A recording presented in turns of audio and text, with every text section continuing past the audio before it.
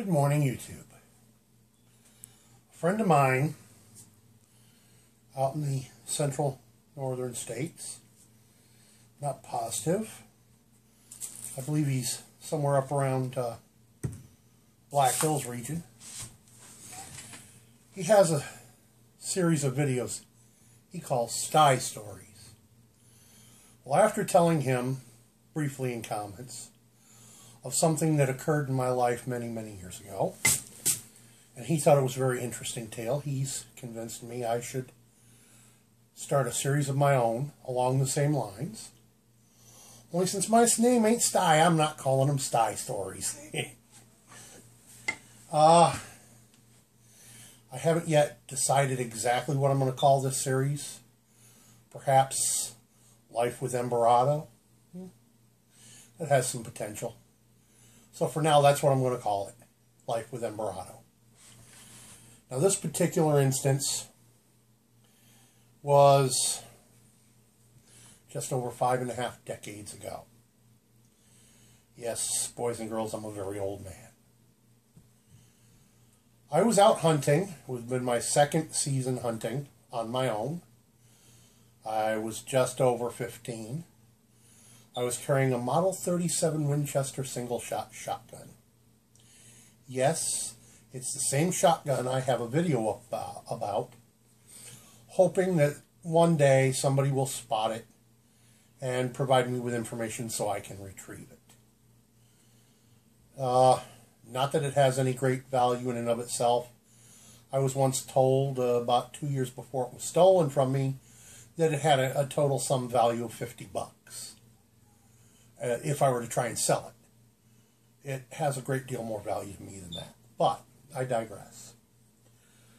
I was walking along a wood-lined logging road.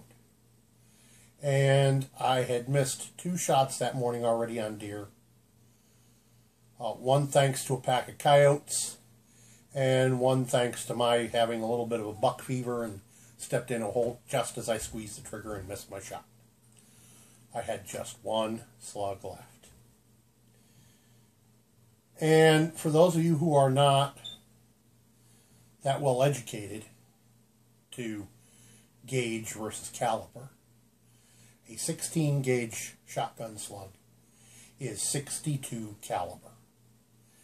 So a lot of folks say a 16 gauge ain't heavy enough to kill a deer. Yes, it is.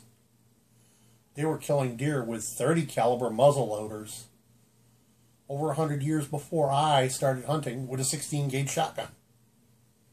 So yeah, a 16 gauge shotgun, 20 gauge shotgun will kill a deer if you hit it right. Well, needless to say, back then I was carrying my first smithed knife that I smithed myself. I have not that long ago found out that that style of knife that I made that many years ago actually has a name. It's called the sandbar Bowie knife. I no longer possess that knife as it was destroyed in my truck in 2012. But I was carrying that on my hip. As I'm walking along this logging road, a nice sized buck, probably about an 18 point if I remember correctly, stepped out on the trail in front of me, and I did one of these quick snap and fire. I put that slug clean through that boy from one side to the other. I later found out I missed his heart by no more than ½ an inch. In other words, the width of the bullet I threw at it, and then the bullet I threw at it. Well, he took a rather big dislike to having a hole punched through him.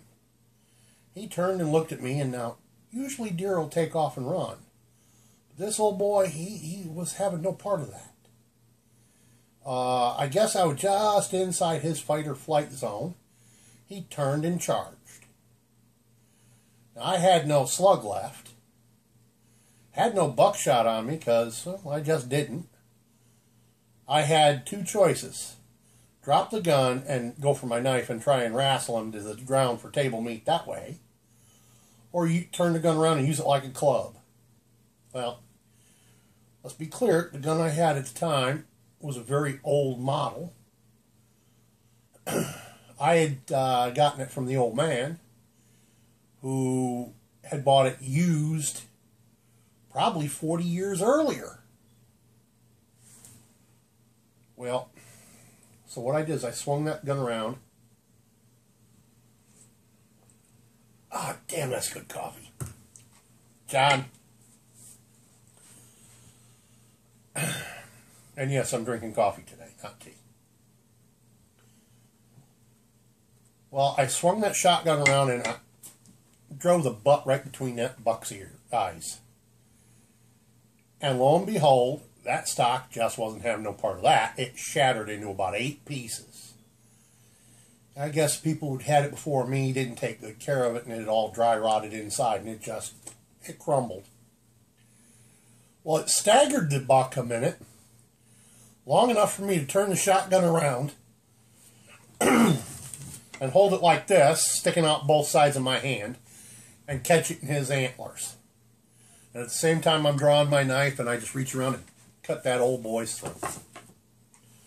Needless to say, I had back straps for lunch that day, and I'm still here to tell the tale.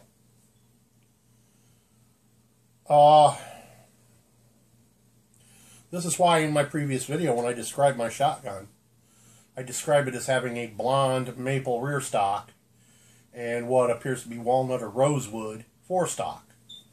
Or at least that's what it had when it was stolen from me.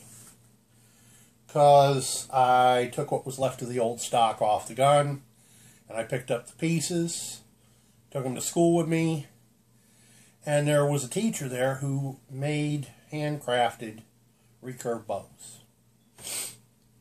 And he helped me build a new rear stock to fit my old shotgun. Well, I'll tell you one thing's for sure. The old man and my mom, they like to have hardtack when they saw what I brung in that day. Because that very morning the old man said he didn't know why I was going out hunting. I'd never get anything. Boy, you know what they say, he who laughs last laughs best. I laughed for a week. He couldn't seem to smile. That's what happens when, hey, life's life. Now, unlike Sty, I'm not going to try and take my stories in any given order. Just as they come to remembrance, I'll put them on video and try and upload them. So, from here in the smithy, it's Embarados Smithing and Woodcraft. Peace out.